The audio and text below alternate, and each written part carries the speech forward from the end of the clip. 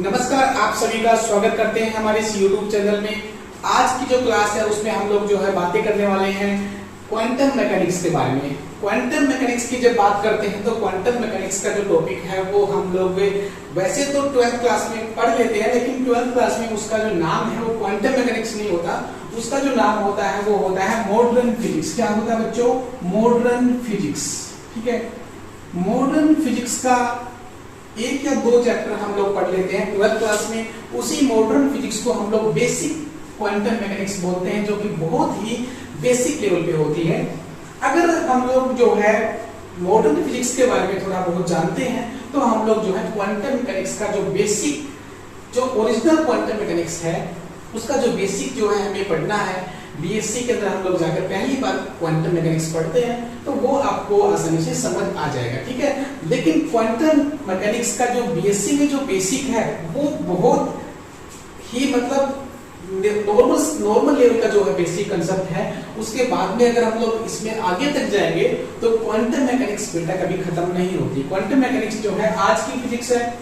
हम लोग जो भी आज रिसर्च कर रहे हैं, नई चीजें ढूंढ रहे हैं, नई तकनीकी ढूंढ रहे हैं, वो सभी क्वांटम मैकेनिक्स के बेस पर ही काम करती है। क्वांटम मैकेनिक्स के अंदर बहुत सारी रिसर्च और थ्योरी जो है आजकल चल रही है। ठीक है, अच्छा, आप जानते हैं कि क्वांटम मैकेनिक्स को हम लोग पढ़ेंगे तो हमें कहाँ पर काम आने वाली है। बीएससी के अंदर क्वांटम मैकेनिक्स जो है बहुत ही कम पार्ट उसका दिया हुआ है। बेसिक क्वांटम मैकेनिक्स पढ़ते हैं, उसके बाद क्वांटम मैकेनिक्स जो है एमएससी में भी हमें एक पेपर पढ़ना होता है, और उसके अलावा हम लोग जितने भी आपके बड़े जो एग्जाम होते हैं, नेट, गेट और आपके बाहर जो भी आपके बड़े एग्जाम होते हैं फिजिक्स के अंदर, उसमें क्वांटम मैकेनिक्स का जो कंसेप्ट है वो बहुत जरूरी है और वो सिलेबस में है।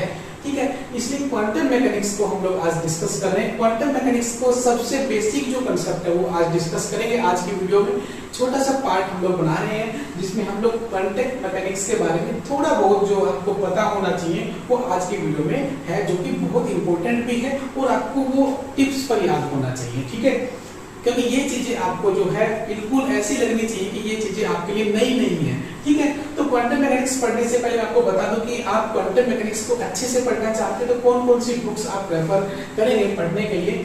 तो क्वांटम मैकेनिक्स में सबसे बेसिक्स, अगर आपको क्वांटम मैकेनिक्स आसान भाषा में समझनी है तो एच.सी. वर्मा की बुक आपके लिए बहुत अच्छी है। वैसे अगर 12th लेवल पर देखें तो एच.सी. वर्मा जी की जो बुक्स है वो बहुत ज्यादा इतनी सिंपल भाषा में नहीं है कि हम उनको आसानी से समझ सकते हैं। उस लेवल पर देखें तो बहुत ज्यादा हाई लेवल की बुक मानी जाती है। लेकिन अगर क्वांटम मैकेनिक्स की बात करेंगे तो एच.सी. वर्मा की बुक आपको बहुत अच्छे से समझ में आ जाएगी, क्योंकि इसके आगे वाली जो बुक्स है वो और भी ज्यादा कॉम्प्लिकेटेड है। ठीक है, तो उसके बाद में जो है अगर आप एच.सी. वर्मा नहीं पढ़ना चाहते और अच्छी बुक देखना चाहते हैं तो आप ग्रिफिथ की बुक जो है पढ़ सकते हैं। ग्रिफिथ, डेविड जे ग्रिफिथ की बुक जो है इलेक्ट्रोडायनेमिक्स की, इनकी बुक बहुत अच्छी है और क्वांटम मैकेनिक्स की बुक भी इनकी है, आप वो भी पढ़ सकते हैं। और अगर आप बहुत ही ज्यादा हाई लेवल की क्वांटम मैकेनिक्स पढ़ना चाहते हैं बेटा तो आप लोग जो है जेटली की बुक जो है आप प्रेफर करेंगे। वो बहुत अच्छी बुक है, लेकिन थोड़ी सी लैंग्वेजेस की जो है बहुत ज्यादा डिफिकल्ट है, लेकिन उसमें बहुत अच्छे से एक्सप्लेन किया हुआ है। ठीक है, अच्छा, अब चलते हैं क्वांटम मैकेनिक्स का बेटा जो बेसिक कंसेप्ट हम बात कर रहे थे, जिन चीजों की जो आपको पता होना चाहिए। मैं आपको आज 5 चीजें बताने वाला हूँ। 5 चीजें आपको याद रखनी है, वो आपको पूरी क्वांटम मैकेनिक्स के बार बार आपको काम आने वाली है। ठीक है, सबसे पहले क्या बात करते हैं कि क्वांटम मैकेनिक्स में हम लोगों ने 12th क्लास में कहाँ तक क्या पढ़ा था। तो 12th क्लास में हमने एक चैप्टर था जिसका नाम था dual nature of matter and radiations, की जो पार्टिकल, जो मैटर होता है, मटेरियल होते हैं, उसके 2 अलग अलग नेचर होते हैं। ये हम लोगों ने 12th क्लास में अच्छे से जान लिया था। ठीक है, कुछ साइंटिस्ट का कहना ये था कि जो पार्टिकल जो होता है वो पार्टिकल, एक तो पार्टिकल होता है, और अगर वो पार्टिकल कई जगह पर एक्सपेरिमेंट से पता लगा कि वो पार्टिकल जो मूव करता है तो हमें वो पार्टिकल नहीं, हमें वो एक वेव की तरह लगता है। ठीक है, अगर कोई पार्टिकल हाई वेलोसिटी से, अगर वेलोसिटी ऑफ लाइट को अप्रोच कर जाता है, बहुत ज्यादा स्पीड से मूव करता है, तो वो पार्टिकल जो है वो एक वेव की तरह क्या करता है, बिहेव करता है। ऐसा साइंटिस्ट ने प्रैक्टिकली और एक्सपेरिमेंटली दोनों तरीके से उन्होंने बताया। जैसे कि हम लोग डीप ब्रोगली वेव्स की बात करते हैं तो डीप ब्रोगली वेव्स को मैटर वेव्स कहा जाता है। ठीक है, किसी भी पार्टिकल की अगर हम देखें तो उसके साथ में एक वेव्स एसोसिएट होती है, जिनको मैटेरियल वेव्स या मैटर वेव बोला गया। इस तरह से हमने मान लिया कि जो पार्टिकल, एक तो पार्टिकल जो होता है वो पार्टिकल की तरह होता है और एक पार्टिकल जो है वेव की तरह भी हो सकता है। तो वो दोनों थ्योरी जो है उसमें हम लोग फोटो इलेक्ट्रिक इफेक्ट पढ़ते हैं, हम न्यूटन इफेक्ट भी पढ़ते हैं, हम डी ब्रोगली हाइपोथेसिस भी पढ़ते हैं, हम लोग डेविड और ड्रैमर के जो एक्सपेरिमेंट है वो भी हम लोग पढ़ते हैं। तो वहां पर भी हम लोग को ये बात क्लियर हो जाती है कि कई बार जो है पार्टिकल की तरह बिहेव करता है और कई बार जो है वो वेव की तरह बिहेव करता है। तो क्वांटम मैकेनिक्स में हम लोग वेव की तरह बिहेव करने वाले पार्टिकल्स के बारे में डिस्कस कर रहे हैं। बहुत ही ज्यादा स्मॉल स्केल की बात कर रहे हैं, बहुत ही छोटे स्केल की बात कर रहे हैं। पार्टिकल का साइज बहुत ज्यादा छोटा हो जाए या फिर हम लोग कहेंगे कि उसकी वेलोसिटी जो है लाइट की स्पीड या वेलोसिटी को अप्रोच कर रहा हो, उस केस में हम लोग जो है क्वांटम मैकेनिक्स के कंसेप्ट को डील करते हैं। ठीक है, ये क्वांटम मैकेनिक्स आजकल की जो फिजिक्स जो है उसको बहुत ज्यादा ऊंचाई पर लेकर जा रही है। ठीक है बेटा, अब हम लोग बात करते हैं कि इस क्वांटम मैकेनिक्स के बेसिक थ्योरी जो है वो स्टार्ट कहां से होती है। बेसिक बात करें, पहली जो थ्योरी आती है वो आती है श्रोडिंगर की। श्रोडिंगर एक साइंटिस्ट है जिन्होंने एक इक्वेशन दी आपको। वो कहते हैं कि जो भी वेव या पार्टिकल मूव कर रहा है एज ए वेव, कोई भी पार्टिकल वेव की तरह जो बिहेव करता है उसके साथ एक वेव होती है, एसोसिएट होती है। और उस वेव को अगर मैं मैथमेटिकली लिखना चाहूं तो हम जानते हैं कि हमने 11th क्लास में पढ़ा था वेव का चैप्टर, वेव मैकेनिक्स से पढ़ी थी, तब हमने बताया था कि कोई भी पार्टिकल जो होता है जब वो मूव करता है और उसके साथ में वेव एसोसिएट होती हैं तो उन वेव्स को हम लोग एक मैथमेटिकल एक्सप्रेशन के थ्रू हम लोग क्या कर सकते हैं, लिख सकते हैं। वैसे ही हम लोगों को याद है कि कोई भी इक्वेशन जो कि वेव की इक्वेशन है उसको इस प्रकार से लिखा गया था y = a sin ωt - x। ये इक्वेशन देखते हैं आपको सारा का सारा डिवाइड हो गया होगा माइंड में कि वेव की इक्वेशन कौन सी है। ये साइनसोइडल वेव है, कई बार हम लोग इसके जगह कोस की इक्वेशन भी ले सकते हैं, y = a cos ωt + x। Cosine की फॉर्म में भी ले सकते हैं। रियल और इमेजिनरी पार्ट का फर्क होता है। एक साइन जो होता है वो एक इमेजिनरी पार्ट होता है, कोसाइन जो होता है रियल पार्ट होता है। तो हम लोग एक कोई भी लेकर चलते हैं तो हम लोग वहां पर भी साइन की बात कर रहे थे और यहाँ पर भी साइन की बात करेंगे। ठीक है, श्रोडिंगर ने क्या कहा कि टाइम डिपेंडेंट और टाइम इंडिपेंडेंट। श्रोडिंगर ने दो टाइप की इक्वेशंस को डिफाइन किया। एक तो वो इक्वेशन जो टाइम पर डिपेंड करती हैं और एक वो इक्वेशन जो टाइम पर डिपेंड नहीं करती बेटा। तो टाइम पर डिपेंड करने वाली इक्वेशन को तो टाइम डिपेंडेंट बोल सकते हैं, लेकिन टाइम पर डिपेंड नहीं करने वाली इक्वेशन को हम कह सकते हैं कि पोजीशन डिपेंडेंट। या तो टाइम पर डिपेंड करेगा, यहाँ पर जो t है उस टाइम पर डिपेंड करेगी इक्वेशन, या फिर वो पोजीशन के ऊपर डिपेंड करेगी। तो हम लोग पोजीशन पर जो डिपेंड करने वाली वेव है उसको हम लोग कहते हैं time independent Schrodinger wave equation. ठीक है, तो टाइम डिपेंडेंट और इंडिपेंडेंट वेव इक्वेशंस को हम लोग डिस्कस करने वाले हैं। अब इसमें पढ़ेंगे क्या, इन इक्वेशंस को जो हम लोग आगे सोल्व करने जा रहे हैं तो उससे हमें डिफरेंट टाइप के ऑपरेटर्स को रिजल्ट्स में देखने को मिलेंगे। ठीक है, तो आज की जो क्लास है वो ऑपरेटर्स के बारे में है, ऑपरेटर्स के बारे में है। किसके बारे में? ऑपरेटर्स। ये ऑपरेटर्स क्या है? ये अलग अलग स्थान पर, अलग अलग जगह पर रिसर्च में जब हम लोग मैथमेटिकल थ्योरीज को पढ़ते हैं, फिर हम लोग को रिसर्च करते हैं, या फिर फिजिक्स में हम लोग क्वांटम मैकेनिक्स को डील करते हैं, तो हमें ये ऑपरेटर्स बहुत ज्यादा हेल्प करते हैं एज ए टूल। किसी भी न्यूमेरिकल को, किसी प्रॉब्लम को सोल्व करने के लिए ये ऑपरेटर एज ए टूल काम करते हैं। ठीक है, मैथमेटिकल टूल्स की तरह ही होते हैं ऑपरेशन में काम आने वाले ऑपरेटर्स। ठीक है, अच्छा कौन कौन से ऑपरेटर्स हैं आगे जानेंगे इस वीडियो में। ठीक है, पहले मैं क्या करता हूं, मेरे पास एक इक्वेशन है y = a sin ωt - kx। इस इक्वेशन में y is the displacement, y यहां पर डिस्प्लेसमेंट है, where a is the amplitude, sin is the function, wave function, ωt - kx। ये जो एंगल है ωt - kx ये बड़ा इंपॉर्टेंट है। यहाँ पर ओमेगा का मतलब होता है एंगुलर फ्रीक्वेंसी, t का मतलब होता है टाइम पीरियड और k का मतलब होता है कांस्टेंट। इसको हम लोग वैसे प्रोपगेशन कांस्टेंट भी कह सकते हैं। और where x is the displacement। ठीक है, ये सारे नॉमिनेशंस आपको पता होने चाहिए। अब क्या होता है, देखिए ओमेगा की जो वैल्यू है वो आप जानते हैं कि ओमेगा क्या होता है बेटा, ओमेगा = होता है 2π/t। ओमेगा जो कांस्टेंट है, एंगुलर फ्रीक्वेंसी है, इसको हमने 11th क्लास में ये रोटेशनल मोशन में भी हमने इसको पढ़ा था। Omega = 2π/t। 2π is the constant, t is the time period. Time period जो होता है वो रेसिप्रोकल होता है इसका फ्रीक्वेंसी का, तो 2πν इसको हम लोग लिख सकते हैं। ये फॉर्मूले हमने जो है 11th क्लास में पढ़ लिए थे। अब मैं थोड़ा सा इसको और इम्प्रोवाइज करता हूं। देखो ये ओमेगा इज इक्वल टू होता E अपॉन एच कट। इस ओमेगा की एक और वैल्यू होती है, इसको हम बोलते हैं energy upon h cut, where E is the energy, h cut is a constant. ये एच कट क्या है? एच कट की जो वैल्यू होती है क्वांटम मैकेनिक्स में, इस कांस्टेंट की वैल्यू होती है h upon 2 pi. h upon 2 pi बहुत इंपॉर्टेंट है, याद रखेंगे। h cut is equal to h upon 2 pi. ये h कट जो है इसको हम लोग एक कांस्टेंट मान के चल रहे हैं, इसको हम लोग h कट बोलेंगे, h कट या फिर h क्रॉस बोलेंगे। h cut is equal to h upon 2 pi. इस h कट की वैल्यू मैं यहां पे पुट कर रहा हूं h upon 2 pi, h upon 2 पाई, तो 2 पाई ऊपर चला गया। यहाँ पे एनर्जी जो है वो क्या है? ये एनर्जी का जो फॉर्मूला है ये भी हम लोगों ने 11वीं क्लास में पढ़ा है, E is equal to h nu. अब ये h न्यू क्या है? ये आपकी प्लैंक्स थ्योरी कहती है। प्लैंक्स जो थ्योरी है वो बोलती है कि एनर्जी जो होती है किसी भी पार्टिकल की, कोई भी पार्टिकल है उसकी जो एनर्जी जो होती है, अगर वो वेव की फॉर्म में है या पार्टिकल की फॉर्म में है, कैसे भी हो, उसकी एनर्जी को डिफाइन किया गया E is equal to h nu, where h is the Planck's constant. ठीक है, E is equal to h nu, where h is the Planck's constant, nu is the frequency, E is the energy. जैसे Einstein का mass energy relation है, वैसे ही आपकी planks में एक relation दिया E is equal to h nu. यहाँ पे सिंपल h है, प्लैंक्स कांस्टेंट जिसको बोलते हैं, इसकी वैल्यू फिक्स होती है। अच्छा, अब देखिए ये वैल्यू पुट करने के बाद मुझे ये फॉर्मूला मिला। एक तो ये इक्वेशन हो गई, दूसरा जो है आपका k जो प्रोपेगेशन कांस्टेंट है वो क्या होता है? P upon h cut. ठीक है, वहां पर तो क्या था? E upon h cut.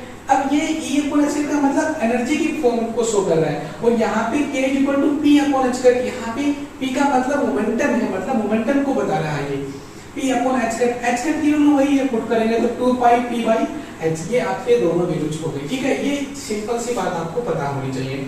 अब मैं क्या करता हूँ, इस फंक्शन को मैं क्या करता हूँ, ये जो फंक्शन है ओमेगा t माइनस kx, अगर मैं मान लूं कि ये कांस्टेंट है, क्योंकि अगर ये वैल्यू बार-बार चेंज होती रहेगी तो उसको स्टडी करना मुश्किल होगा। मैं एक बार मान लेता हूँ कि ये इक्वेशन कांस्टेंट है, ये एंगल कांस्टेंट है, कोई इक्वेशन वेव की इक्वेशन है, उसे किसी भी फिक्स पॉइंट पर एक फिक्स पोजीशन लेता हूँ और फिक्स टाइम लेता हूँ, उस पॉइंट के ऊपर, उस टाइम के ऊपर उसकी क्या पोजीशन होगी वो मैं फिक्स कर लेता हूँ, उसको मैं मानता हूँ कि ये कांस्टेंट है।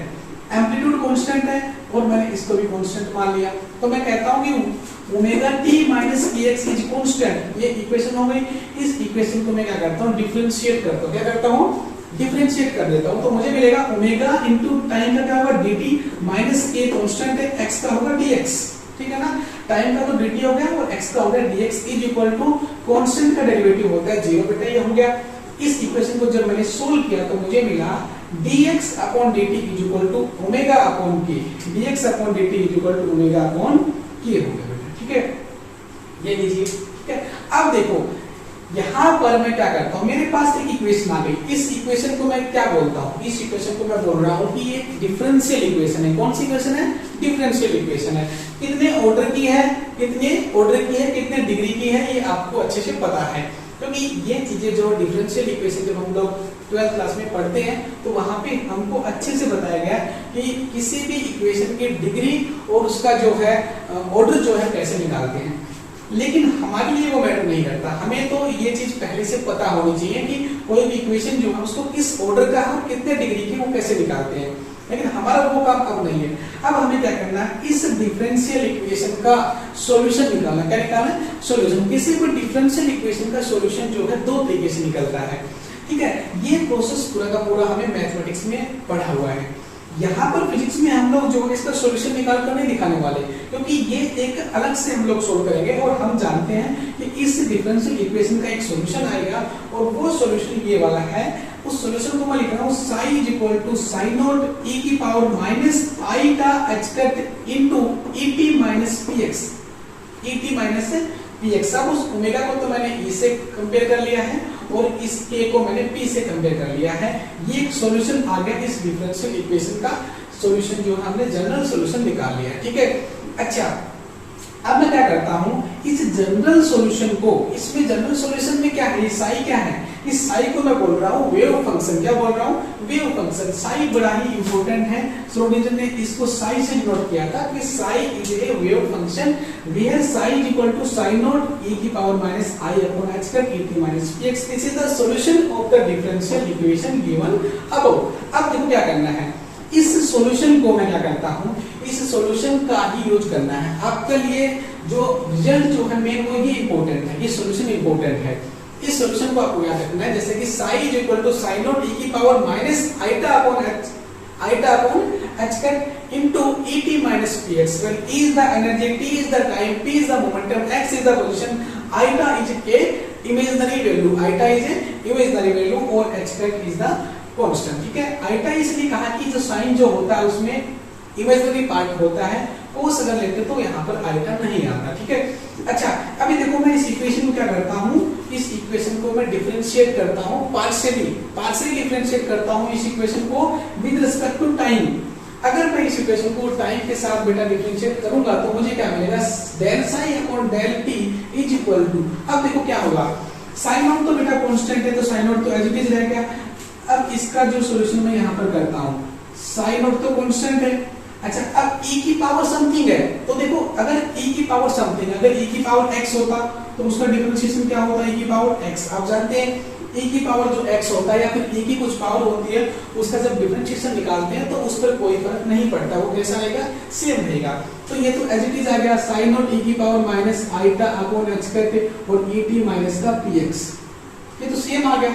ये जो सेम आया है ये किसके बराबर है, ये तो साई के बराबर है, ये तो किसके बराबर है, साई के बराबर है। अगर मुझे इन चीजों को यहाँ पर लिखना आ गया तो क्या मैं इसकी पावर का दोबारा कर सकता हूँ। अगर e की पावर x है तो e की पावर क्या रहेगा, x रहेगा। अगर e की पावर 2x होता बेटा तो क्या होता, e की पावर 2x का तो क्या है, e की पावर 2x, लेकिन पावर का फिर से करना पड़ता है डिफरेंशिएशन, तो यहाँ पे कितना आएगा 2e की पावर 2x। ठीक है, तो देखो यहाँ पर पावर का मैं दोबारा से कर रहा हूँ, तो पावर का दोबारा करूंगा तो मुझे टाइम के साथ करना है ना बेटा, तो टाइम के साथ करूंगा तो क्या होगा, e इंटू t का कितना होगा बताओ, t का क्या होगा 1, t का जो डिफरेंशिएशन टाइम के साथ क्या होगा dt upon dt is equal to 1, तो यहाँ पे कितना आएगा e इंटू 1 और ये क्या है px, यानी पोजीशन का या फिर डिस्प्लेसमेंट का मुझे टाइम के साथ निकालना तो कितना आएगा 0, क्योंकि मैं तो टाइम के साथ डिफरेंशिएट कर रहा हूँ पार्शियली, मुझे पोजीशन के साथ नहीं करना है, तो ये तो 0 हो गया। तो मुझे क्या मिला, ये पूरी की पूरी वैल्यू तो मिलनी थी एज इट इज, इनटू क्या हो गया आपका e इंटू t का 1 हो गया, तो मुझे केवल e मिल गया यहाँ पे।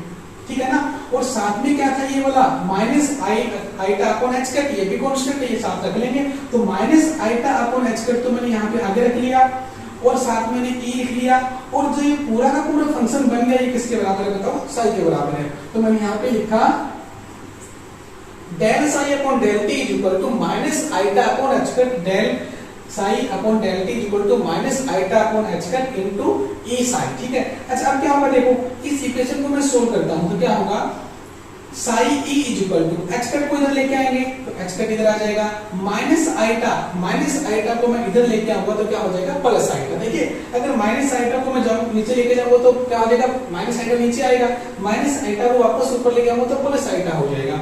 तो यहाँ पे आएगा del psi is equal to, ये डेल साई ये आपका जो है ई साई या साई ई, एक ही बात है, लिखनी कैसे भी लिखो इसको, ई साई और psi E is equal to iota h cut del psi upon del T.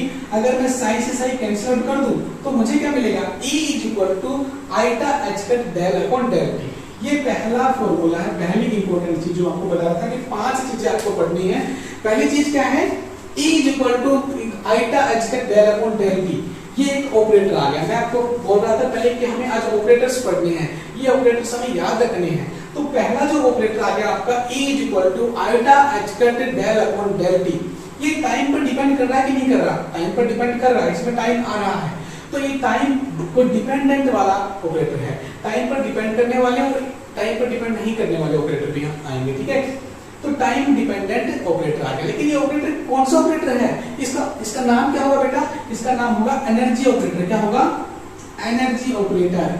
ई लिखा हुआ इसका मतलब एनर्जी का ऑपरेटर है। E is equal to iota h का डेल अपॉन डेल टी। अब आप कहो तो मैं यहाँ पर इसको लिख दूं E is equal to iota h का upon del t is equal to energy operator. ठीक है, सेकंड नंबर पे चलते हैं।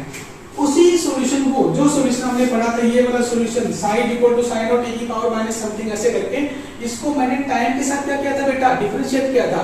क्यों ना मैं इसको अब पोजीशन के साथ में डिफरेंशिएट करता हूं, पार्शियली डिफरेंशिएट करता हूं किसके साथ में, x के साथ में बेटा, del upon del psi upon del x। तो क्या होगा, सेम प्रोसेस, बाकी चीजें तो सेम ही रहेंगी। एक बार तो इसको एज इट इज लिख लेंगे तो मैं उसको साई लिख रहा हूं, लेकिन इसको करेंगे तो क्या होगा, इस बार मुझे x के साथ करना है तो पहले वाले का 0 हो जाएगा, तो माइनस आईटा x का तो सेम रहेगा, लेकिन जो अंदर है वो कौन है, माइनस px। तो माइनस px से क्या आएगा, माइनस का p, क्योंकि x का डिफरेंशिएशन कितना होगा, x के साथ में 1 हो जाएगा, तो x तो हट गया, यहाँ पे कितना आ गया, p आ गया, लेकिन विद नेगेटिव साइन, तो माइनस p आएगा, माइनस माइनस प्लस हो जाएगा, तो यहाँ पे लिखेंगे iota upon h cut into p। तो iota upon h cut into p मैंने लिख दिया, और जो फंक्शन एज इट इज लिखा गया था उसको मैंने साइन लिख दिया।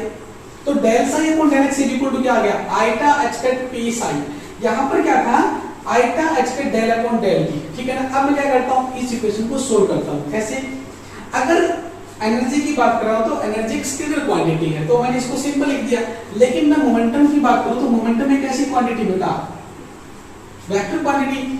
तो वेक्टर क्वांटिटी है तो ये x y और z तीनों डायरेक्शन में होगा, तो मैं मान लेता हूं कि ये x वाला ऑपरेटर है, तो ये px लिख दूंगा। मोमेंटम को मैं px यानी momentum in x direction, momentum in y direction, तो मैंने यहाँ पे px लिख दिया। तो px into psi is equal to, ये p साई मैंने यहाँ पर रख लिया है, यहाँ पे, और p के साथ मैंने क्या लगा दिया, x लगा दिया, उससे कोई फर्क नहीं पड़ता, इज इक्वल टू। अगर h कैट को मैं यहाँ लेके आता हूं तो h कैट तो यहाँ पर आ गया, लेकिन आईटा यहाँ पर किसका है, प्लस का है। प्लस का आईटा को सेम अगर मैं ऊपर ही लेके आऊंगा तो माइनस आईटा हो जाएगा बेटा, तो माइनस आईटा h कैट और साथ में आ गया del psi upon del x। अच्छा अब क्या करते हैं, इस साई से साई क्या हो गया, कैंसिल आउट हो गया, इस साई से साई क्या हो गया बताओ, कैंसिल आउट हो गया। तो हमारे पास क्या बचा, px equal to minus iota h cut del upon del x, del upon del x। अब ये डेल अपॉन डेल x क्या है, इसको मैं क्या कर रहा हूं, डेल अपॉन डेल x को मैं ऐसे लिख देता हूं, ठीक है ना। डेल अपॉन डेल x को मैं क्या कर देता हूं, ऐसे लिख देता हूं, इसको हम लोग डाइवर्जेंस बोलते हैं, ठीक है, बोलते हैं डाइवर्जेंस, ठीक है। तो ये वाला जो ऑपरेटर है इसको मैं इस फॉर्म में ट्रायंगल को उल्टा करके लिख देता हूं, तो यहाँ पे आएगा px equal to iota h cut into del, ठीक है। ये डेल ऑपरेटर क्या है, ये डेल ऑपरेटर है। डेल ऑपरेटर एक सिंपल सी चीज है, डेल इज इक्वल टू होता है आपका, डेल इज इक्वल टू आपका del upon del x i plus में del upon del y j plus का del upon del z k है, ठीक है। इस तरीके से x y और z में हम लोग डेल ऑपरेटर को लिखते हैं। ये हमने बेसिक चीजें आपने पढ़ी हुई है, डाइवर्जेंस और कर्ल, ठीक है, जब हम लोग वेक्टर पढ़ते हैं उसमें, ठीक है। अच्छा जी, अभी देखिए यहाँ पर क्या हुआ, ये जो px इक्वल टू है minus iota h cut into del, ये क्या है, ये भी एक ऑपरेटर आ गया बेटा। ये ऑपरेटर कौन सा था, एनर्जी का ऑपरेटर। ये किसका ऑपरेटर है, ये है भाई मोमेंटम का ऑपरेटर। किसका ऑपरेटर, मोमेंटम का ऑपरेटर। मोमेंटम का ऑपरेटर मैंने px लिखा है तो मैं इसको py और pz भी लिख सकता हूँ। जनरल फॉर्मूला है p equal to iota h cut और डेल। इस डाइवर्जेंस यानी डेल ऑपरेटर है, इसका मतलब ये है कि ये x है तो x में लिख देंगे del upon del x into i cap, और अगर y में है तो del upon del y i cap लिख देंगे, और अगर ये तीनों में है तो ये तीनों में आ जाएगा, ठीक है। नेक्स्ट चलते हैं, आपने दो ऑपरेटर पढ़ लिए, एक मोमेंटम का और एक एनर्जी का। नेक्स्ट चलते हैं, एनर्जी का ऑपरेटर निकालना है, किसका, एनर्जी का। अच्छा अब देखो, सॉरी एनर्जी का तो निकाल लिया, अब एनर्जी का ऑपरेटर के, और एनर्जी का जो ऑपरेटर है उससे हम लोग एक नया ऑपरेटर फाइंड आउट करेंगे। वो कौन सा ऑपरेटर है, देखिए एनर्जी का जो फॉर्मूला होता है, कोई पार्टिकल जब स्पेस में है, किसी भी पोजीशन के ऊपर, किसी टाइम के ऊपर है, तो उसके पास एनर्जी होगी, क्या होगी, एनर्जी होगी। वो एनर्जी कितनी होगी, तो वो एनर्जी होगी उसकी काइनेटिक एनर्जी प्लस उसकी पोटेंशियल एनर्जी। काइनेटिक एनर्जी और पोटेंशियल एनर्जी का जो टोटल होगा वही होगा उसकी total kinetic total energy. Total energy E is equal to kinetic energy क्या होती है, p स्क्वायर अपॉन 2m। ये कहां से आई, देखो ये यहां से आई बेटा।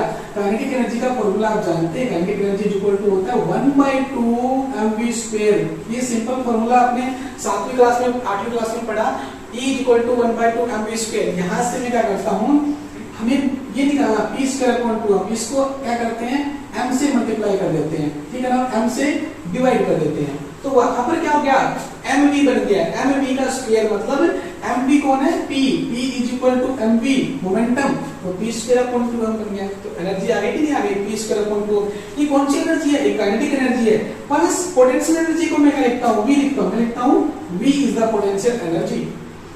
अच्छा अब देखो काइनेटिक प्लस पोटेंशियल, अब इस इक्वेशन को मैं क्या करता हूं, दोनों साइड में मैं फंक्शन से मल्टीप्लाई कर देता हूं। वेव फंक्शन कौन है, साई, किसी वेव के साथ में जो एनर्जी है उसके साथ में एक फंक्शन होगा, तो साई से मल्टीप्लाई कर दिया, E psi is equal to P square upon 2m psi plus B psi. अब देखो क्या होता है, मैं साई को कॉमन निकाल लूं, मैंने साई को कॉमन निकाल लिया, मुझे क्या मिला, ये जो p है, ये p कौन है, मोमेंटम का ऑपरेटर है, इसकी वैल्यू हमने निकाल रखी है आईटा माइनस आईटा h कट और डेल। तो क्यों ना मैं इस p स्क्वायर की जगह इसको स्क्वायर कर दूं, minus आईटा square minus आईटा square, आईटा square क्या होता है बताओ, आईटा स्क्वायर होता है 1, क्या होता है प्लस 1, आईटा स्क्वायर कितना होता है प्लस 1 होता है, तो आईटा का स्क्वायर करेंगे तो प्लस 1 हो जाएगा, और माइनस पहले से था तो माइनस h कट का स्क्वायर और डेल का स्क्वायर, अपॉन में कितना है 2m है, प्लस में कितना है v है, इनटू में क्या कर दिया साई को निकाल लिया।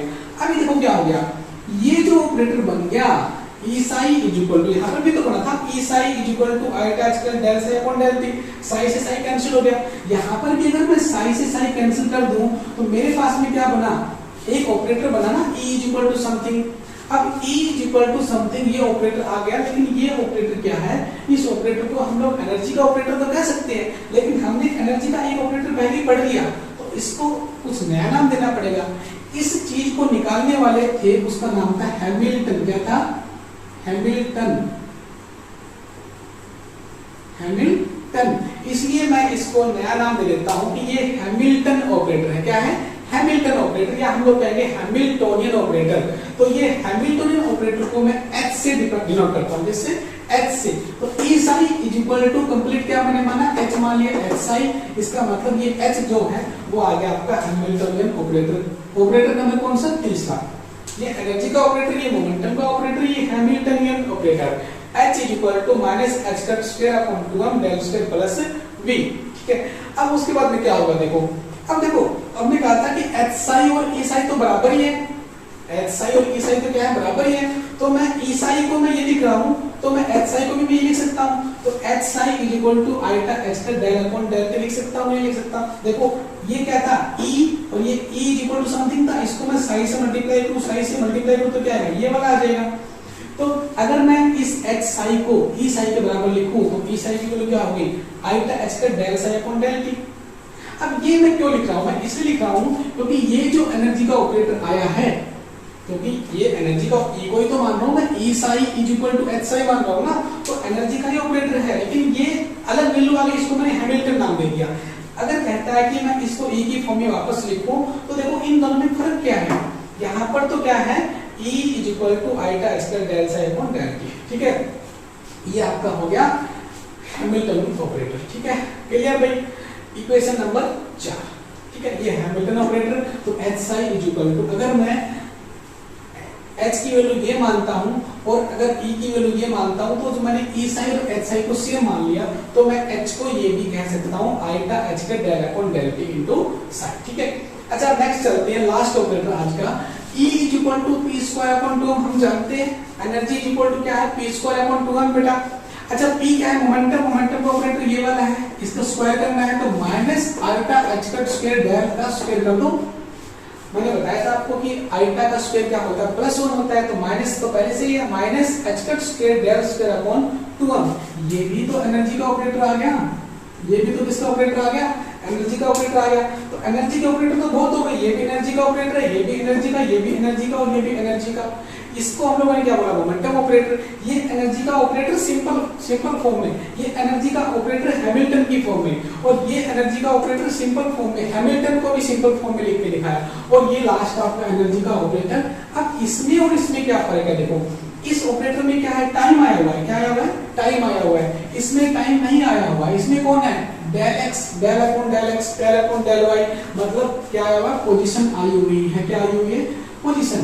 तो हम इसको बोल रहे हैं एनर्जी का ऑपरेटर, लेकिन क्या है वो टाइम पर डिपेंड करने वाला है, लेकिन ये एनर्जी का ऑपरेटर टाइम पे डिपेंड नहीं करता। तो टाइम डिपेंडेंट ऑपरेटर और टाइम इंडिपेंडेंट ऑपरेटर, या फिर कहेंगे पोजीशन पे डिपेंड करने वाला ऑपरेटर। तो देखिए आज हम क्लास में जो हमने पढ़ा वो 5 ऑपरेटर आपको पढ़ने हैं। एक आपका ये वाला ऑपरेटर है एनर्जी का ऑपरेटर आयोटा एच का डेल अपॉन डेल टी, एक आपका momentum operator px equal to minus iota H का डेल, उसके बाद में हैमिल्टन का operator minus H cut square upon 2m into del square plus potential energy v, उसके बाद में आपका हैमिल्टन को सिंपल फॉर्म में h equal to iota H का del upon del T psi is same operator, और एनर्जी का एक ऑपरेटर जो कि पोजीशन के साथ में डिपेंड करने वाला है, मतलब एनर्जी टाइम का independent operator minus H cut square del square upon 2m। ये पांचों ऑपरेटर आपको टिप्स पर याद होने चाहिए। क्या होने चाहिए? टिप्स पर याद होने चाहिए। तो हम लोग जो है क्वांटम मैकेनिक्स को जो है बहुत अच्छे से पढ़ पाएंगे। ठीक है, मैं पांचों को दोबारा से लिखता हूँ। E equal to iota H का डेल अपॉन में कितना है डेल टी पहला ऑपरेटर, दूसरा है px equal to minus iota h करते, और यहाँ पे कितना आएगा मोमेंटम का ऑपरेटर आएगा आयोटा इनटू में क्या डेल ऑपरेटर। ठीक है, नंबर 3 पे जो है हैमिल्टन ऑपरेटर आपका आएगा minus H cut square upon में 2m इनटू कितना है डेल स्क्वायर प्लस में कितना है पोटेंशियल एनर्जी ऑपरेटर। नेक्स्ट आपका h equal to iota H का डेल अपॉन में डेल टी ऑपरेटर जो कि सेम है इसके, और लास्ट ऑपरेटर आपका क्या आएगा एनर्जी का ऑपरेटर इक्वल टू ये वाला माइनस का h cut square del square upon में 2m जो कि टाइम पर डिपेंड नहीं करता है। ठीक है, ये 5 इक्वेशन आपको याद रखनी है, बेसिक इक्वेशन है जो कि आपको क्वांटम मैकेनिक्स को पढ़ने के लिए आपको पता होनी चाहिए। तो आज की क्लास में इतना ही बच्चों, अगली क्लास में हम लोग क्वांटम मैकेनिक्स के और आगे की प्रॉपर्टीज आगे की चीजें पढ़ने की कोशिश करेंगे। तब तक के लिए थैंक यू, जय हिंद, जय भारत।